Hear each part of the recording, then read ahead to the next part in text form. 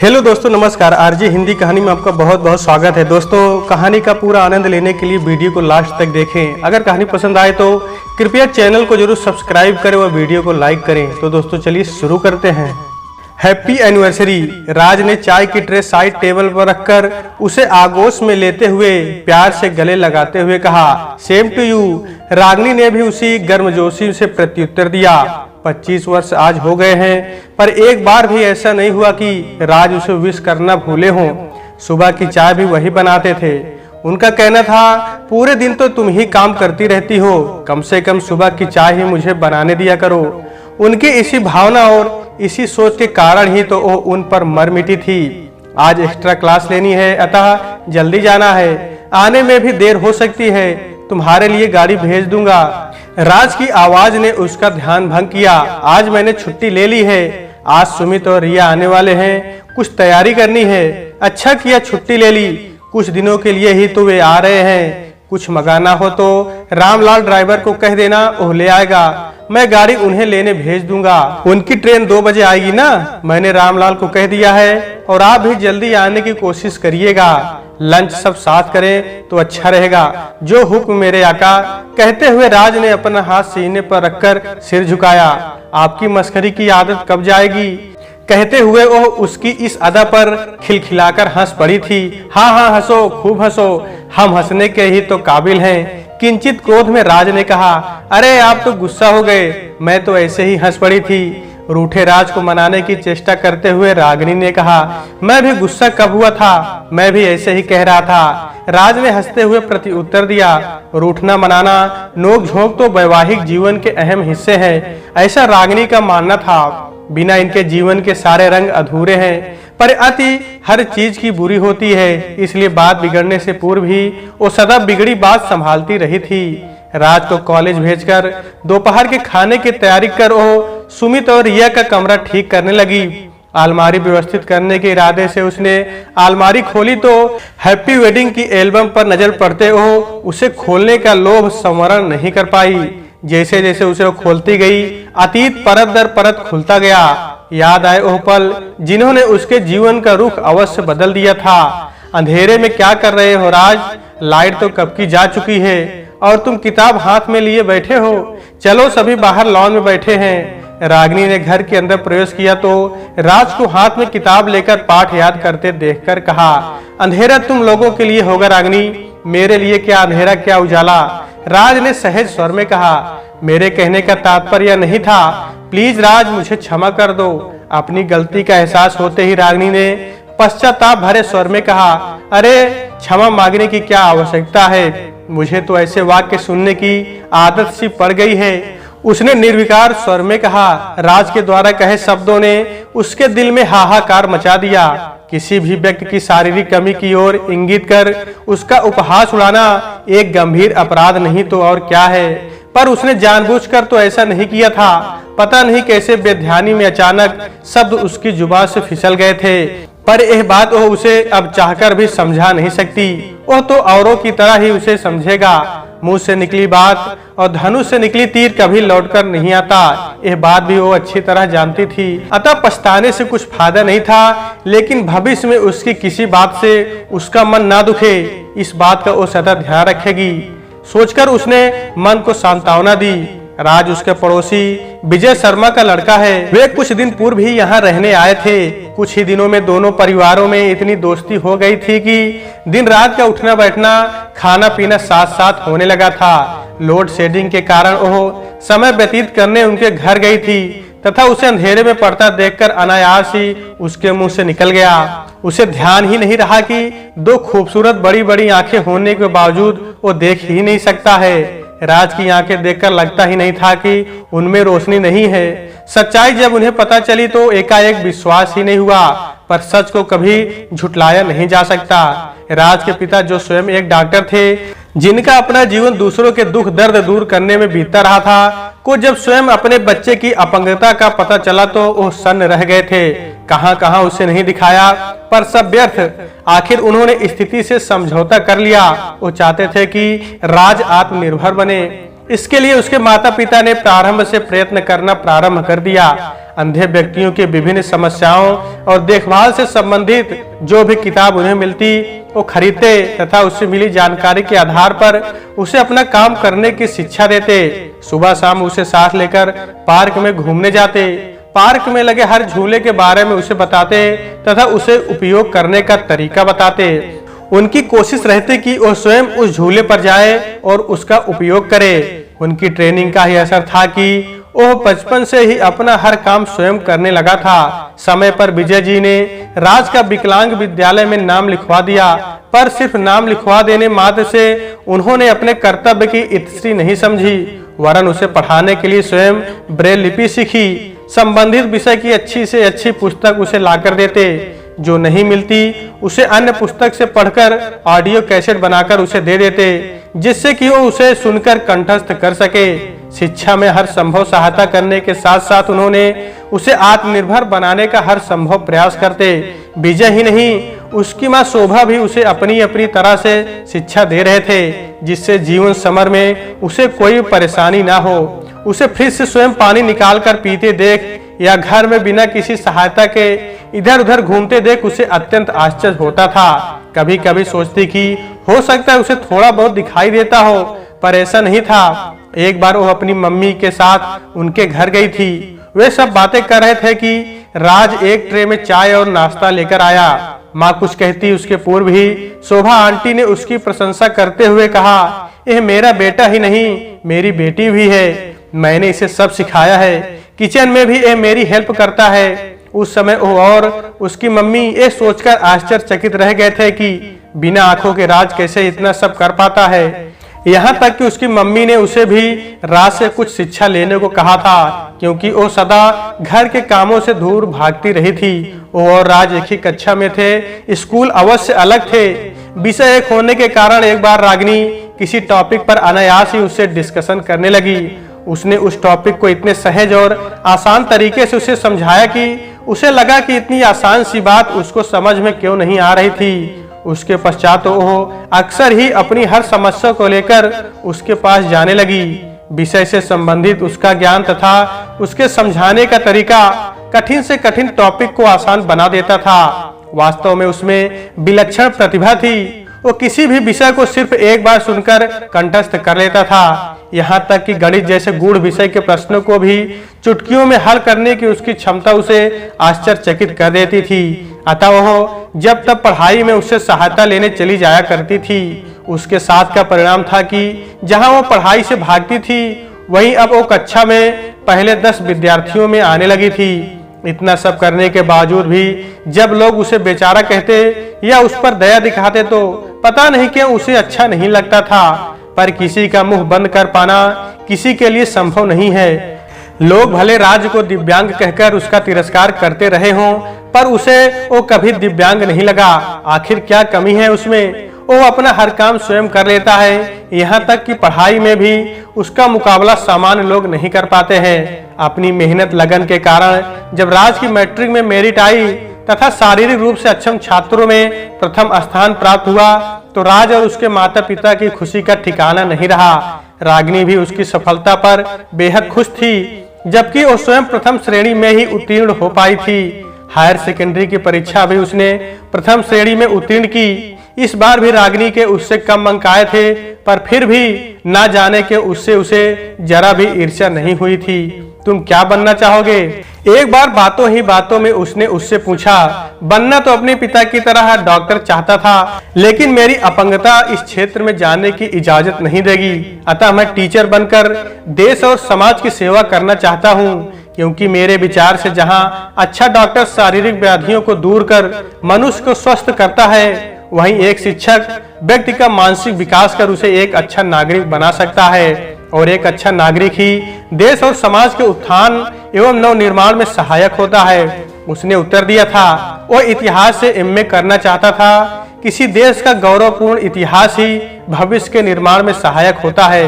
ऐसा उसका मानना था। वो उसके विचार एवं ध्येय सुनकर आश्चर्यचकित थी। सचमुच कितने बच्चे उम्र के इस नाजुक पड़ाव पर सही निर्णय लेने में सक्षम हैं, जबकि वह स्वयं इस समय तक सोच नहीं पाई थी कि उसे क्या बनना है, क्या करना है। यह लोगों का भ्रम है कि अपंगता लक्ष्य प्राप्ति में बाधक होती है। यदि मन में उत्साह एवं उमंग हो तो इंसान सब कुछ कर सकता है। बेटे की अपंगता के कारण जो माता पिता व्यथित थे, आज उसकी सफलता पर खुश थे। उन्हें लगने लगा था कि उनके पुत्र ने अपनी मंजिल तलाश ली है। वो इतना तो सक्षम बन ही जाएगा कि जिंदगी में कभी किसी के सामने हाथ न पसारना पड़े। पुत्र की हर इच्छा को साकार करने का उन्होंने हर संभव प्रयास किया था, पर परिश्रम तो उसका अपना था। उन्हें साधन ही उपलब्ध कराने थे। रागिनी ने भी जब ग्रेजुएशन में वही विषय लिए तो वे और भी निश्चिंत हो गए, क्योंकि वे सोचते थे कि उसकी सफलता में रागिनी का भी विशेष योगदान है। रागिनी समय पर उसे विषय वस्तु से संबंधित सामग्री भी लाकर देती रही थी। यदि राज को उसका साथ नहीं मिलता तो शायद सच्चे मित्र के अभाव में वो इतना अच्छा नहीं कर सकता था। पर रागिनी को ऐसा नहीं लगता था कि सिर्फ किताबें लाकर देने से ही किसी को सफलता मिल सकती है। जब तक कि व्यक्ति में कुछ करने या पाने की ललक ना हो, उसे चाहे कितनी भी सुविधाएं दी जाएं, पर वो कुछ नहीं कर सकता। रागिनी के माता पिता को यद्यपि राज के साथ उसका इतना उठना बैठना पसंद नहीं था, किंतु रागिनी के कहने पर किसी का दुख दर्द बांटने में क्या बुराई है, सुनकर वे चुप हो जाते थे। दिन बीतते गए, उसके विवाह की बातें घर में उठने लगी तो एकाएक उसे महसूस हुआ कि वो राज के बिना रह नहीं पाएगी। 15 वर्षों में उसे उसके साथ की आदत पड़ गई है। उसके बिना कहे ही उसकी हर बात समझने लगी है। वही राज भी उसके कदमों की आहट से ही उसे पहचानने लगा है। पता नहीं उसके मन में उसके लिए प्यार का यह अंकुर कब पैदा हुआ था, पर कुछ तो ऐसा था कि उससे अलग होने मात्र से वह विचलित हो उठी थी।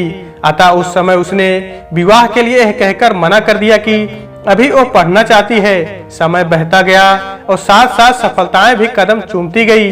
वो दिन भी आ गया जब पोस्ट ग्रेजुएशन के साथ ही उसे अपने ही कॉलेज में लेक्चरशिप का ऑफर मिला। साथ ही डॉक्टरेट करने की अनुमति भी मिल गई। कम से कम अब वो स्वतंत्र निर्णय लेने में सक्षम थी। यद्यपि कॉलेज में लेक्चरशिप के लिए चयनित सूची में राज का भी नाम था, किंतु उसके अंधत्व के कारण मैनेजमेंट के कुछ सदस्य उसके चयन के विरुद्ध थे। अंततः उसके एकेडमिक रिकॉर्ड को देखते हुए मैनेजमेंट कमेटी के अध्यक्ष ने उसे नियुक्त कर ही लिया। उसका ये नियुक्ति पत्र भी उसने ही राज तक पहुंचाया तो एकाएक उसे विश्वास ही नहीं हुआ। राज को अपनी योग्यता पर तो विश्वास था, पर दुनिया वालों पर नहीं। एकाएक उसकी झोली में इतनी खुशियां आकर बिखर जाएंगी, उसने सोचा ही नहीं था। दोनों परिवारों में खुशियों का आदान प्रदान चल ही रहा था कि अचानक रागिनी ने यह कहकर कि वो राज से विवाह करना चाहती है, सबको आश्चर्य में डाल दिया। रागिनी के माता पिता तो बौखला ही उठे थे, ये सोचकर कि लड़की पागल हो गई है, वरना एक अंधे व्यक्ति के साथ जीवन की डोर बांधकर कोई स्वस्थ मानसिकता वाला निज जीवन को अंधकूप में ही ढकेलेगा।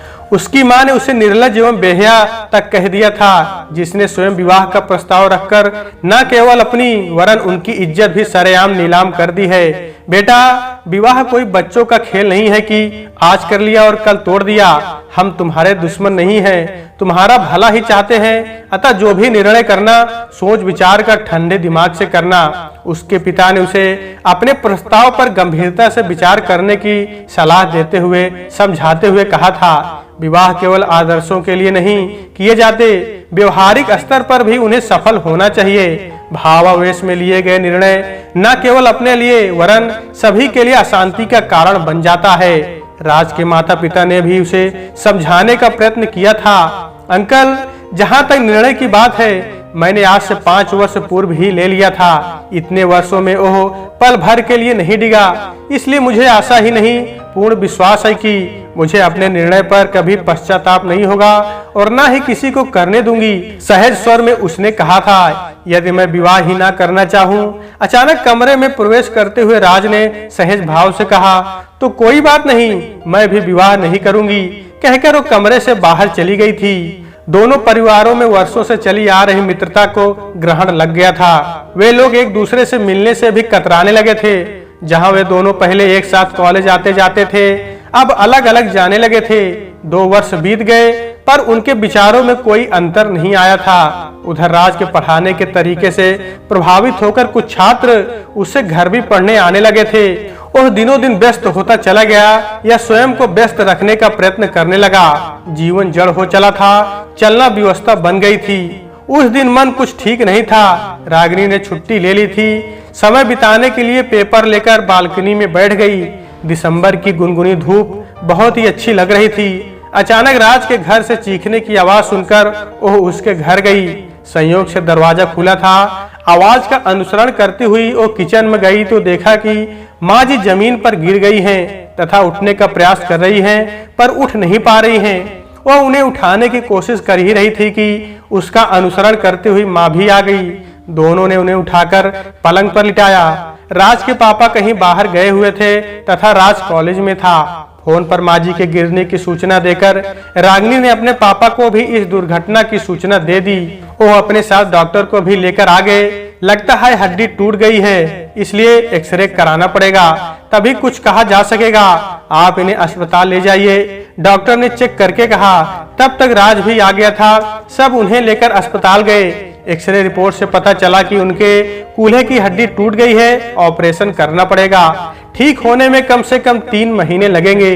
रागिनी के पिता ने ही फोन करके राज के पिता को इस दुर्घटना की सूचना दे दी थी, लेकिन किसी भी हालत में वे कल से पहले नहीं आ सकते थे। पड़ोसी होने के नाते सहायता करना उनका कर्तव्य था। वैसे भी वे उन प्राणियों में से नहीं थे जो मामूली बात को गांठ में बांधकर बैठ जाते हैं। पड़ोसी के सुख दुख में काम आना वे अपना नैतिक कर्तव्य ही नहीं, अपना अधिकार समझते थे। परिस्थितियों के अनुसार अपने व्यवहार को नियंत्रित करने की कला ही जीवन को संतुलित रखती है, इसका उन्हें एहसास था। रागिनी की मां को घर भी देखना था, अतः रागिनी को ही अस्पताल में रात्रि में रुकना पड़ा। राज को जबरदस्ती घर भेज दिया था। रागिनी को एकांत में पाकर दर्द की अवस्था में भी वो ममता मई पूछ बैठी, क्यों अपना जीवन बर्बाद कर रही हो बेटी? कोई अच्छा सा लड़का देखकर विवाह क्यों नहीं कर लेती? माँ जी, यह बात आप अपने बेटे की हालत देखकर भी कह रही हैं। क्या आप नहीं जानती हैं कि वो कितना अकेला हो गया है? वो सिर्फ इसलिए मुझसे विवाह नहीं करना चाहता क्योंकि वो सोचता है कि मैं उससे विवाह करके उस पर दया कर रही हूँ, लेकिन ऐसा नहीं है माँ जी। मैं उससे सचमुच प्यार करने लगी हूँ तथा मेरा निश्चय अटल है। कभी कभी सोचती हूँ कि शायद मेरे प्यार में ही कोई कमी रह गई है जो आप सब मुझे स्वीकार नहीं कर पा रहे हैं। नहीं बेटी, तुम में कोई कमी नहीं है, तुम तो देवी हो। तुमने मेरे राज को आंखें ही नहीं दी वरन उसमें आत्मविश्वास भी पैदा किया।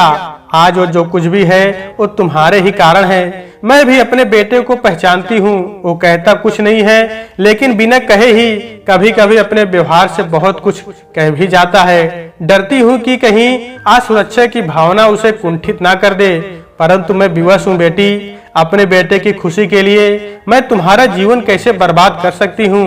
और फिर तुम्हारे माता पिता भी तो इस रिश्ते को। आप ठीक कहती हैं बहन जी, हमारे अहंकार ने इन दोनों के पवित्र प्यार को नहीं समझा। मैं आपसे वादा करता हूं कि आपके ठीक होते ही दोनों को विवाह सूत्र में बांध दूंगा। रागिनी के पिता दिनेश शर्मा, जो उनके लिए दवाइयां एवं फूल लेकर आए थे, अंदर आते हुए बोले। शायद उन्होंने उन दोनों की बातें सुन ली थी। उन्होंने अपना वचन पूरा भी किया था। राज को समझाने में भी उन्हें काफी मेहनत करनी ही पड़ी थी। साथ ही माँ तथा परिवार के अन्य सदस्यों ने इस विवाह का विरोध भी सहना पड़ा था। उसके राज से विवाह करने के निर्णय से घर में पिता के अलावा कोई भी खुश नहीं था। पिताजी भी शायद उसकी जिद ही पूरी कर रहे थे, पर अन्य सदस्यों का मानना था कि उसका प्यार नहीं वरन दया है, जिसके लिए आज नहीं तो कल उसको पछताना पड़ेगा।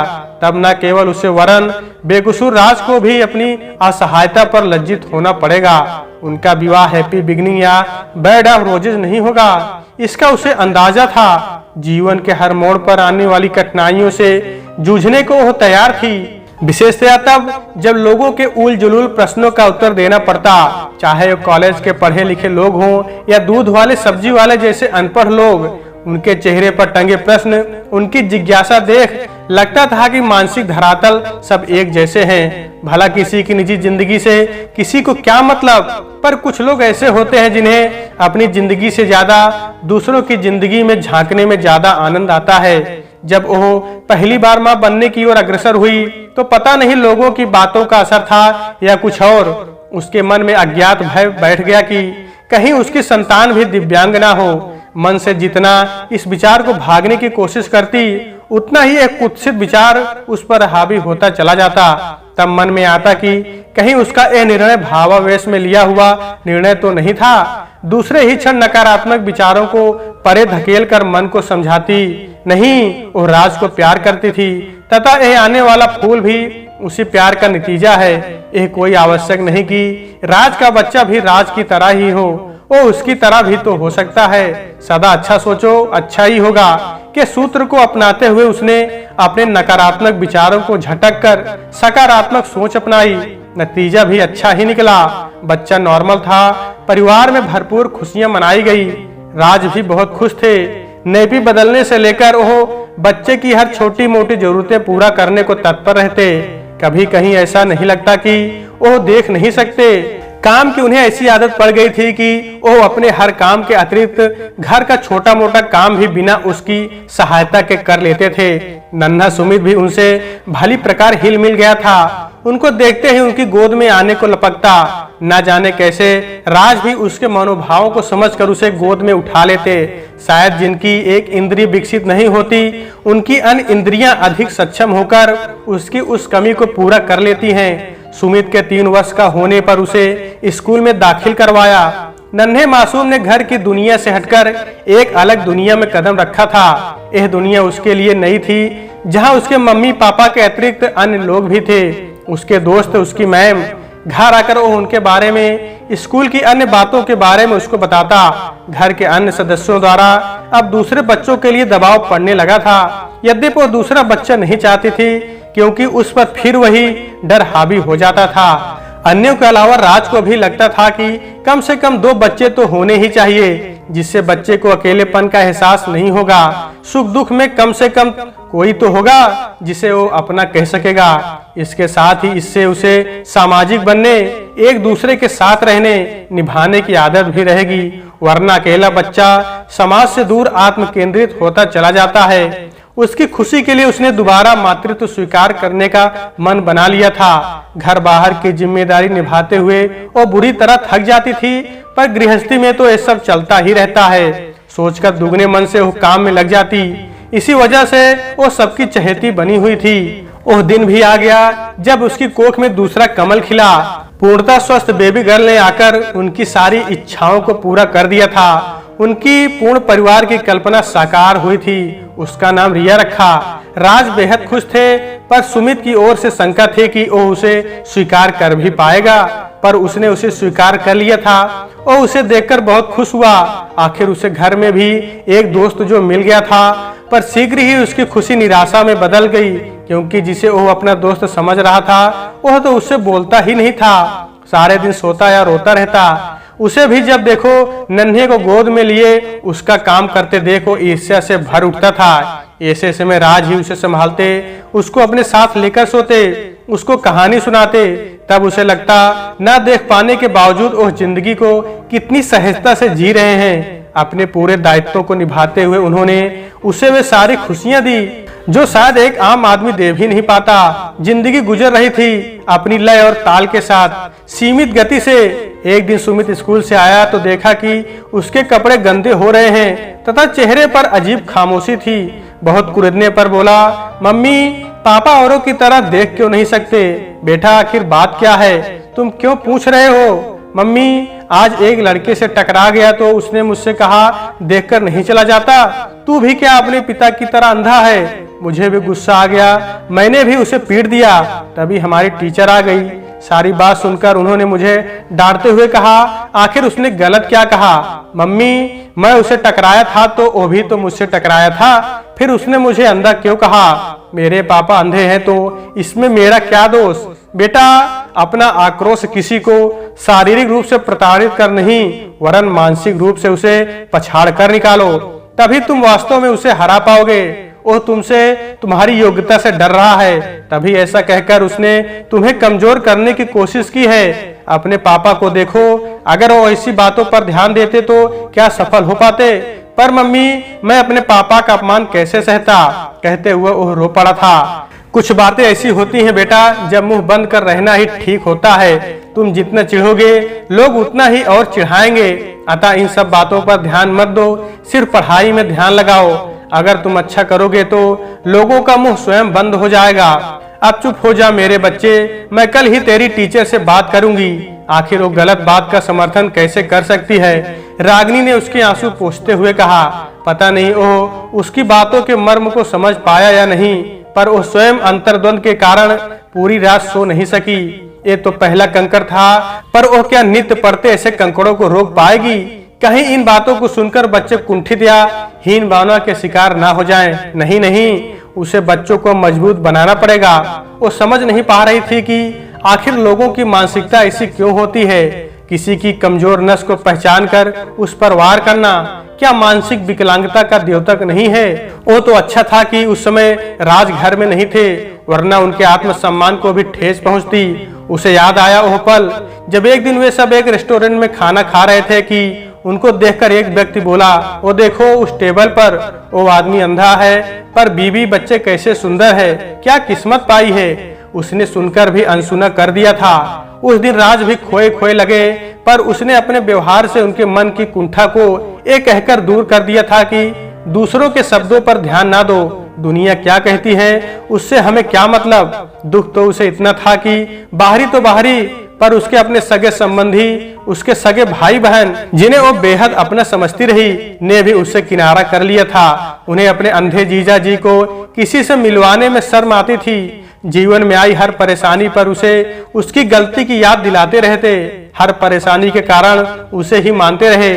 उसे उपदेश देते समय वे भूल जाते थे कि सुख दुख तो हर एक के जीवन का अंग है। फिर भला इसमें राज का क्या दोष? उसने अपनी अपंगता पर अपने आत्मबल से विजय पाई है। वो तो सिर्फ उसकी हमसफर बनी थी।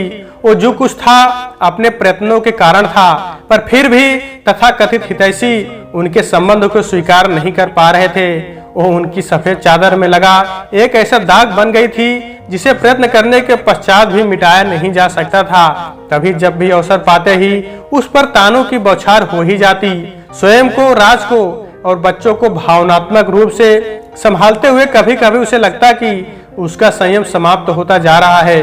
कभी लगता कि बच्चे हीन भावना का शिकार होकर कहीं राज को कुछ कह ना दें। वह उनके हर प्रश्न का माकूल उत्तर देने का प्रयास करती, डरती कि कहीं उससे कोई चूक ना हो जाए, कहीं किसी की बात से बच्चों के बालमन पर ठेस न लग जाए। वो स्वयं तो अभ्यस्त हो गई थी ऐसी बातें सुनते सुनते, पर बच्चे तो हीन भावना के शिकार हो सकते हैं। यही कारण था कि वो किसी भी सामाजिक समारोह, यहाँ तक सार्वजनिक स्थान में भी जाने से परहेज करने लगी थी। निर्णय उसका अपना था, अतः उसने मार्ग में आए हर कांटे को बखूबी निकाल फेंकने का प्रयत्न किया था। दर्द स्वयं सहा था तथा हर संभव खुशी राज को देने का प्रयास किया था।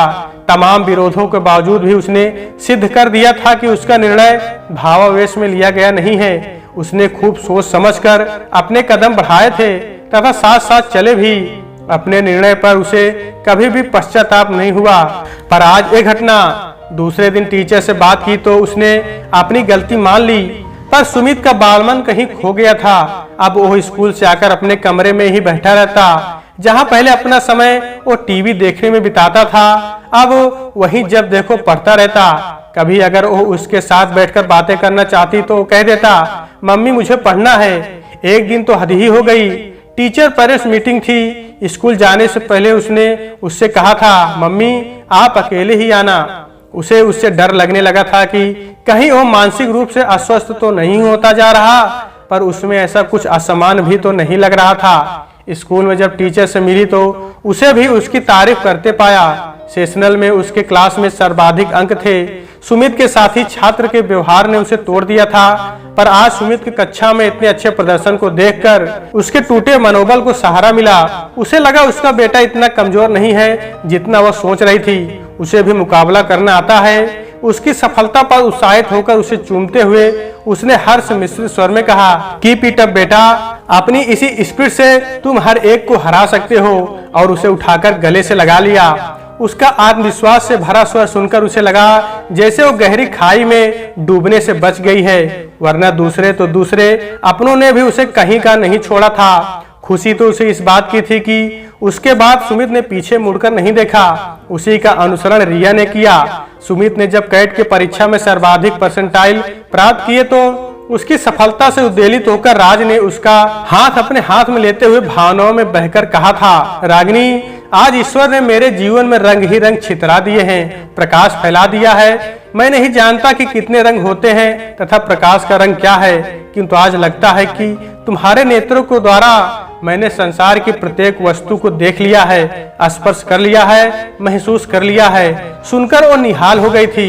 लगा जैसे उसका जीवन सफल हो गया है। सुमित MBA करके अगले हफ्ते ही एक मल्टीनेशनल कंपनी ज्वाइन करने जा रहा है। ज्वाइन करने से पहले कुछ दिन वो अपने माता पिता के साथ बिताना चाहता है।